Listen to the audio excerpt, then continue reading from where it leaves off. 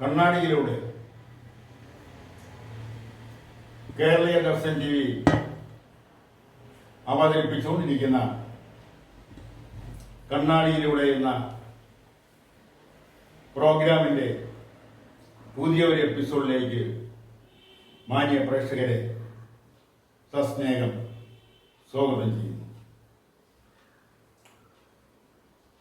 കഴിഞ്ഞ ദിവസം ഇന്ത്യയുടെ വിദേശകാര്യമന്ത്രി ശ്രീ ജയശങ്കറും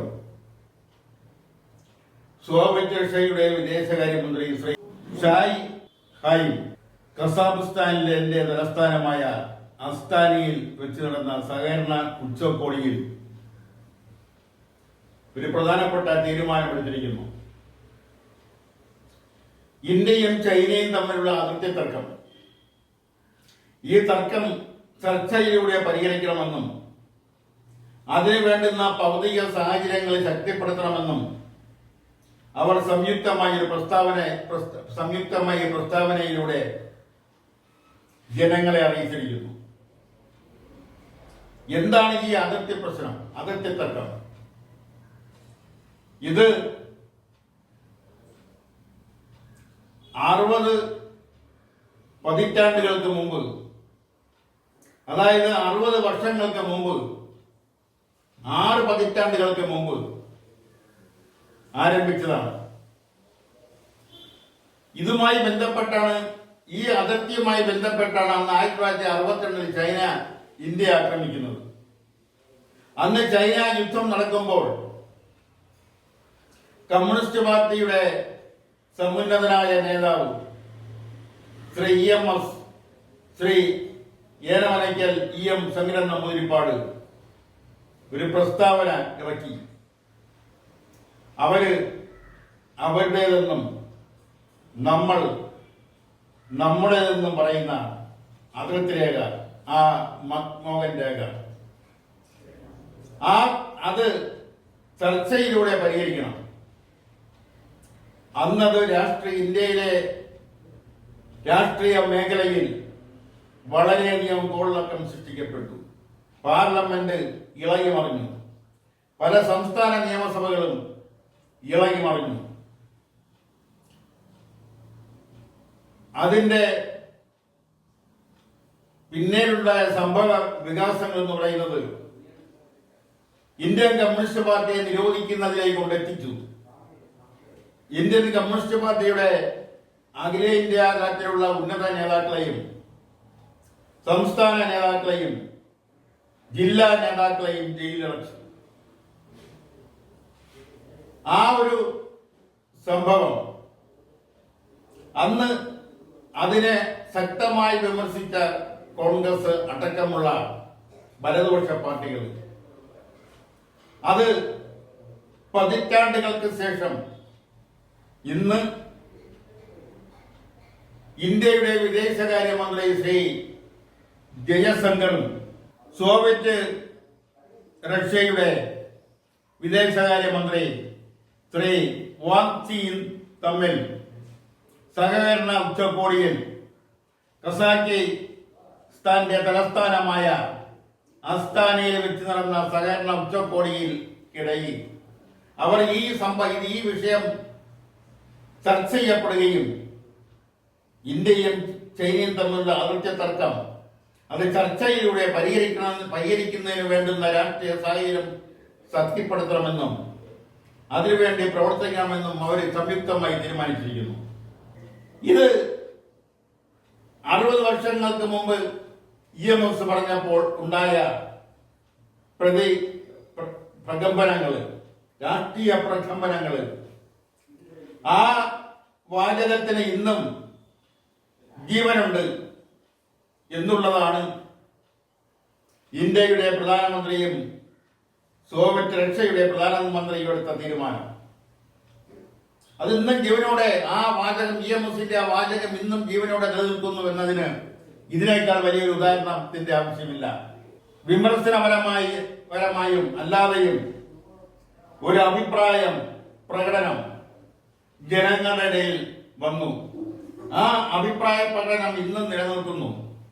ആ അഭിപ്രായ പ്രകടനം എന്ന് പറയുന്നത് ചൈന ഇന്ത്യയെ ആക്രമിക്കുന്നത് ഇന്ത്യൻ കമ്മ്യൂണിസ്റ്റ് പാർട്ടിയുടെ അനുവാദത്തോടെയാണ് അല്ലെങ്കിൽ ഇന്ത്യൻ കമ്മ്യൂണിസ്റ്റ് പാർട്ടി അറിഞ്ഞുകൊണ്ടാണ് ചൈന ഇന്ത്യയെ ആക്രമിച്ചതെന്നുള്ള ഒരു വിമർശനപരമായ സംഭാഷണം അന്നും ആ സംഭാഷണം അന്നത്തെ പോലെ തന്നെ ഇന്നും നിലനിൽക്കുന്നു എന്നുള്ളതാണ് അതിന്റെ പ്രസക്തി. കണ്ണാടിയിലൂടെ എടുത്തു പറയാൻ പോകുന്ന മറ്റൊരു വിഷയം വർഷങ്ങൾക്ക് മുമ്പ് ഏതാണ്ട് 3 പതിറ്റാണ്ടുകൾക്ക് മുമ്പെന്ന് വേണമെങ്കിൽ പറയാം, ISROയുമായി ഇന്ത്യ സ്പേസ് റിസർച്ച് ഓർഗനൈസേഷൻ നടന്ന ഒരു സംഭവമാണ്. അന്ന് ISROയുടെ ചില ഫോർമുലകള്, ചില രഹസ്യ ഫോർമുലകൾ ഇവിടുന്ന് 2 സ്ത്രീകൾ ചോർത്തിക്കൊണ്ടുപോയി, അല്ലെങ്കിൽ 2 സ്ത്രീകൾക്ക് മാലിയിൽ നിന്നും ഇവിടെ വന്ന 2 സ്ത്രീകൾക്ക് അത് ചോർത്തി കൊടുത്തു. ആ ചോർത്തി കൊടുത്തത് ISROയിലെ ശാസ്ത്രജ്ഞന്മാരാണ്. അതിലെ പ്രധാനപ്പെട്ട ആള് പ്രമുഖ ശാസ്ത്രജ്ഞനായ ശ്രീ നമ്പി നാരായണനും അതുപോലെ മറ്റൊരു പ്രമുഖ ശാസ്ത്രജ്ഞനായ ശ്രീ ശശികുമാറുമാണ്. ഈ 2 പേരെയും പോലീസ് അറസ്റ്റ് ചെയ്യുകയും പോലീസ് കസ്റ്റഡിയിൽ വെച്ച് ദിവസങ്ങളോളം പീഡിപ്പിക്കുകയും ചെയ്തു. മാനസികമായും ശാരീരികമായും അതിക്രൂരമായ പീഡനങ്ങൾക്ക് ഇവർ 2 പേരും ഇരകളായി. ഈ 2 ശാസ്ത്രജ്ഞന്മാരെയാണ് പ്രധാനമായും ഉപദ്രവിച്ചത്. മാലിയിൽ നിന്നും ഇവിടെ വന്ന ഫൗസിയ ബീഗം എന്ന മധ്യവയസ്കയായ സ്ത്രീയെയും മറിയം റഷീദ എന്ന യുവതിയുമാണ് ഇവിടെ ISROയുടെ ചില ഫോർമുലകൾ, ISRO ചില രഹസ്യ രേഖകൾ ചോർത്തിക്കൊണ്ടുപോയി എന്ന് പറഞ്ഞ ആരോപണം. ഈ ചോർത്തി കൊടുത്തതിന്റെ പേരിലാണ് നമ്പി നാരായണ അടക്കം ശശികുമാർ അടക്കമുള്ള ശാസ്ത്രജ്ഞന്മാരെ അതിക്രൂരമായി പീഡിപ്പിച്ചത്. അന്ന് തന്നെ പുറത്തു വന്ന മറ്റൊരു കാര്യം ഇപ്പോൾ പതിറ്റാണ്ടിന് ശേഷം CBI പുറത്തു പറഞ്ഞിരിക്കുന്നു. അന്ന് പുറത്തു വന്നത്, അന്ന് ഈ സ്ത്രീകളെ, പ്രത്യേകിച്ചും മറിയം റഷീദയെ അന്നത്തെ ഒരു സർക്കിൾ ഇൻസ്പെക്ടർ നോട്ടമിടുകയും ആ സർക്കിൾ ഇൻസ്പെക്ടറുടെ താല്പര്യത്തിന് ഈ മറിയം റഷീദ വഴങ്ങി കൊടുക്കാത്തതിന്റെ പേരിൽ അവരെ പാസ്പോർട്ട് പിടിച്ചു വയ്ക്കുകയും ആ പാസ്പോർട്ട് വാങ്ങുന്നതിന് വേണ്ടി അവർ ഈ പറഞ്ഞ CIയുടെ ഓഫീസിൽ ചെന്നപ്പോൾ അവരെ കടന്നു പിടിക്കുകയും അതുപോലുള്ള ചില ഉപദ്രവങ്ങൾ ഏൽപ്പിക്കാൻ ശ്രമിക്കുകയും ചെയ്തു. അവിടെ നിന്ന് അവർ ഇറങ്ങി ഓടുകയാണ് ചെയ്തതെന്നാണ്. അന്ന് ആരും അത് വളരെയധികം ശ്രദ്ധിച്ചില്ലെങ്കിൽ തന്നെയും ഇന്ന് CBI ആ സംഭവം അടിവരയിട്ട് പറഞ്ഞിരിക്കുന്നു. അന്നത്തെ CI വിജയൻ എന്ന പേരുള്ള CIയുടെ താല്പര്യത്തിന് ഈ യുവതി വഴങ്ങാത്തത് കൊണ്ടാണ് ഈ ചാരക്കേസ് അവരുടെ മേൽ അടിച്ചേൽപ്പിച്ചു എന്നാണ്. എന്തായാലും അവരെ കോടതി വെറുതെ വിടുക മാത്രമല്ല, നഷ്ടപരിഹാരമായി 1 ലക്ഷം രൂപ കേരള സർക്കാർ കൊടുക്കണമെന്നുള്ള വിധിയുമാണ് വന്നത്. 1 ലക്ഷം രൂപ കേരള സർക്കാർ യാതൊരു പ്രതിഷേധവുമില്ലാതെ, യാതൊരു എതിർപ്പുമില്ലാതെ, യാതൊരു അപ്പീലിനും പോകാതെ അത് കൊടുക്കി കൈമാറുകയും ചെയ്തു. എന്നാൽ ആ ചാരവൃത്തി വളരെയധികം ഉയർത്തിക്കൊണ്ടുവന്നത് അന്ന് കേരളം ഭരിച്ചിരുന്ന കോൺഗ്രസിലെ ഒരു വിഭാഗം ആൾക്കാരാണ് അത് രാഷ്ട്രീയമായി ഉയർത്തിക്കൊണ്ടുവന്നത്. അന്ന് കേരളത്തിൽ ശക്തമായ 2 ഗ്രൂപ്പ് ഉണ്ടായിരുന്നു. ഒന്ന് മുഖ്യമന്ത്രി ശ്രീ K കരുണാകരനെ അനുകൂലിക്കുന്നവരും മറ്റൊരു വിഭാഗം അദ്ദേഹത്തെ എതിർക്കുന്നവരും AK ആന്റണിയുടെ അവിടെ ഭാഗത്ത് നിൽക്കുന്നവരും. അന്ന് K കരുണാകരന്റെ ഭാഗത്ത് നിൽക്കുന്നവരിലെ പ്രമുഖർ രമേശ് ചെന്നിത്തലയും ജി കാർത്തികനും അതുപോലുള്ള ആൾക്കാരുമായിരുന്നുവെങ്കിൽ മറുഭാഗത്തിൽ നിന്നത് ശ്രീ AK ആന്റണിയും ശ്രീ VM സുധീരനും പോലുള്ള ആൾക്കാരാണ്. അന്ന് കരുണാകരൻ മുഖ്യമന്ത്രി സ്ഥാനം രാജിവെക്കണമെന്ന് ആവശ്യപ്പെട്ടുകൊണ്ട് ഏറ്റവും കൂടുതൽ പ്രക്ഷോഭം നടത്തിയത് ഇടതുപക്ഷത്തോടൊപ്പം തന്നെ പ്രക്ഷോഭം നടത്തിയവരിൽ, രഹസ്യമായി പാർട്ടിക്കകത്ത് പ്രക്ഷോഭം നടത്തിയവരിൽ ഈ കോൺഗ്രസ് വിഭാഗം കോൺഗ്രസുകാരും ഉൾപ്പെടുന്നു. നിവർത്തിയില്ലാതെ വന്നപ്പോൾ ആ ചാരക്കേസിൽ അന്നത്തെ IG രമൺ ബാസ്തവയെ കൂടി ഉൾപ്പെടുത്തിക്കൊണ്ടുള്ള ഒരു അന്വേഷണമാണെന്ന് പോലീസ് നടത്തിയത്. നിവർത്തിയില്ലാതെ വന്നപ്പോൾ ഒരു പാക്കേജിന്റെ അടിസ്ഥാനത്തിൽ ശ്രീ കരുണാകരൻ രാജിവെക്കാൻ സന്നദ്ധനായി. അദ്ദേഹത്തിന് കേന്ദ്ര ക്യാബിനറ്റ് റാങ്കുള്ള മന്ത്രിസ്ഥാനം കൊടുക്കാമെന്നുള്ള ഒരു വാഗ്ദാനത്തിന്റെ പേരിലാണ് അദ്ദേഹം മുഖ്യമന്ത്രി സ്ഥാനം രാജിവെച്ചത്. അദ്ദേഹം മുഖ്യമന്ത്രി സ്ഥാനം രാജിവെച്ചപ്പോൾ അന്ന് ഡൽഹിയിലുണ്ടായിരുന്ന ശ്രീ AK ആന്റണി അടുത്ത ദിവസം പറഞ്ഞ തിരുവനന്തപുരത്തിറങ്ങുകയും അദ്ദേഹം മുഖ്യമന്ത്രി സ്ഥാനമേൽക്കുകയും ചെയ്തു. എന്നാൽ കരുണാകരൻ വാഗ്ദാനം ചെയ്ത കേന്ദ്ര മന്ത്രിസ്ഥാനം വീണ്ടും മാസങ്ങൾ നീണ്ടുപോയി. മാസങ്ങൾക്ക് ശേഷമാണ് പല സമ്മർദ്ദങ്ങൾക്ക് വഴങ്ങി നരസിംഹറാവു സർക്കാരിലെ കേന്ദ്ര വ്യവസായ വകുപ്പ് മന്ത്രിയായി ശ്രീ കരുണാകരനെ നിയമിച്ചത്. ആ ചാരക്കേസ് ഇന്നും പുകഞ്ഞുകൊണ്ടിരിക്കുന്നു. നിരപരാധിയായി ആയ ശാസ്ത്രജ്ഞന്മാരെ ഇന്ത്യയുടെ പൊതുസമ്പത്തായ ഇന്ത്യയുടെ ബുദ്ധി കേന്ദ്രമായ ബഹിരാകാശ രംഗത്ത് നിരവധി നേട്ടങ്ങൾ കൈവരിച്ച ശാസ്ത്രജ്ഞർ അനുഭവിക്കേണ്ടി വന്ന പീഡനങ്ങൾ. ആ നമ്പിനാരായണന് എതിർ കക്ഷികൾ 10 ലക്ഷം രൂപ നഷ്ടപരിഹാരം കൊടുക്കണമെന്ന് കോടതി വിധിയുണ്ടായി. ആ കേസുമായി ഇന്നും നമ്പിനാരായണൻ മുന്നോട്ട് പോയി. ഇവിടെ എടുത്തു പറയേണ്ടുന്ന മറ്റൊരു കാര്യം, അന്ന് സർവ മാധ്യമങ്ങളും പുരോഗമനവാദികളെന്ന് പറയുന്നവരും പത്രക്കാരും എഴുത്തുകാരും എല്ലാം നമ്പിനാരായണനെതിരെ വാളോങ്ങിയവരാണ്. എന്തിനേറെ പറയുന്നു, നമ്പിനാരായണനെ തൂക്കിലേറ്റണമെന്ന് വരെ അന്നത്തെ പ്രസിദ്ധ കവിയായിരുന്ന ശ്രീ സുഗതകുമാരി പ്രസംഗിക്കുകയുണ്ടായി. ഇതെല്ലാം ഇങ്ങനെ നിരവധി അനുഭവങ്ങൾ നമ്പിനാരായണനുണ്ടായി. ആ നമ്പിനാരായണന്റെ ഒറ്റയാൻ പോരാട്ടം, നമ്പിനാരായണൻ നിരപരാധിയാണെന്നും ചാരക്കേസ് മനഃപൂർവ്വം കെട്ടിച്ചമച്ചതാണെന്നും എല്ലാം കോടതി തന്നെ കണ്ടെത്തി. ആ കേസ് CBI അന്വേഷിക്കുന്നു. CBI അതിന്റെ യഥാർത്ഥ വിവരം പുറത്തുവിട്ടിരിക്കുന്നു. അതാണ് ഇന്ന് കണ്ണാടിയിലൂടെ എടുത്ത് കണ്ട മറ്റൊരു വസ്തുത. മറ്റൊരു കാര്യം ഈ നിയമസഭയിൽ പറഞ്ഞ ഒരു കാര്യത്തെക്കുറിച്ചാണ്. മാത്യു കുഴൽനാടനാണ് ആ വിഷയം അവതരിപ്പിച്ചതെന്ന് തോന്നുന്നു. കേരളത്തിലെ യുവാക്കൾ വിദേശങ്ങളിലേക്ക് പോകുന്നു. ഇവിടുത്തെ യുവാക്കൾ തൊഴിൽ തേടി ഇവിടെ ജീവിക്കാൻ, ഇവിടെ താമസിക്കാൻ യുവാക്കൾ ഇഷ്ടപ്പെടുന്നില്ല. അവർ വിദേശങ്ങളിലേക്ക്, യൂറോപ്യൻ രാഷ്ട്രങ്ങളിലേക്ക് പോകുന്നു.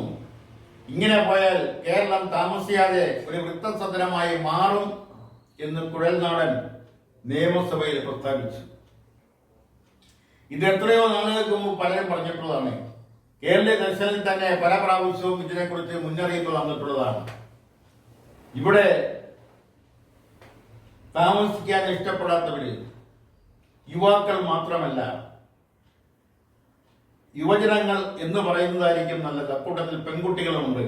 ഇന്നത്തെ പെൺകുട്ടികളിൽ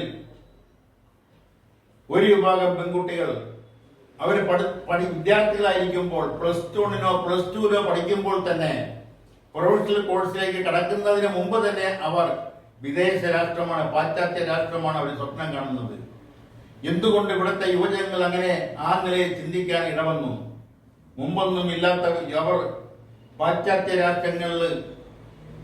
രാജ്യങ്ങളിലുള്ള പെൺകുട്ടികൾക്കുള്ള സ്വാതന്ത്ര്യം, അവിടെ ആൺകുട്ടികളും പെൺകുട്ടികളും തമ്മിലുള്ള അടുപ്പങ്ങൾ, അവിടെ നിബന്ധനകളില്ലാത്ത ബന്ധങ്ങൾ, ഇതെല്ലാം ആയിരിക്കാം ഈ പെൺകുട്ടികളെ, ഈ പുതിയ യുവജനങ്ങളെ പാശ്ചാത്യ രാഷ്ട്രങ്ങളിലേക്ക് ആകർഷിക്കുന്നതും അവിടെ ജോലി ചെയ്യുന്നതിൽ കിട്ടുന്ന പ്രതിഫലമായി കിട്ടുന്ന അമിതമായ വേതനവും അവിടെ ഇതിനെ പ്രേരിപ്പിച്ചിട്ടുണ്ടാവാം. എന്തൊക്കെയായാലും കുറെ നാളെ ഇപ്പോൾ അത് നിയമസഭയിൽ അവതരിപ്പിച്ചപ്പോൾ ഉന്നത വിദ്യാഭ്യാസ വകുപ്പ് മന്ത്രി തന്നെ പറഞ്ഞു, ഒരു വർഷം കേരളത്തിൽ നിന്നും 5000-നും 40,000-നും ഇടയ്ക്കുള്ള യുവജനങ്ങൾ വിദേശങ്ങളിലേക്ക് പോകുന്നു. പ്രത്യേകിച്ചും വിദ്യാർത്ഥികൾ ഉപരിപഠനത്തിനായി വിദേശത്തേക്ക് പോകുന്നു. വിദേശത്തേക്ക് പോകുന്നത് പാശ്ചാത്യ രാഷ്ട്രങ്ങളിലേക്കാണ്. അപ്പോൾ ആരോ പറഞ്ഞു, ഗാന്ധിജി വിദേശത്താണ് ഉപരിപഠനം നടത്തിയത്. അങ്ങനെ പല പ്രമുഖരും വിദേശത്താണ് ഉപരിപഠനം നടത്തിയത്. നെഹ്റു വിദേശത്താണ് ഉപരിപഠനം നടത്തിയത്. ഇന്ദിരാഗാന്ധി വിദേശത്താണ് ഉപരിപഠനം നടത്തിയത്. രാജീവ് ഗാന്ധിയും രാഹുൽ ഗാന്ധിയും എല്ലാം വിദേശ സർവകലാശാലകളിൽ പഠിച്ചവരാണ്.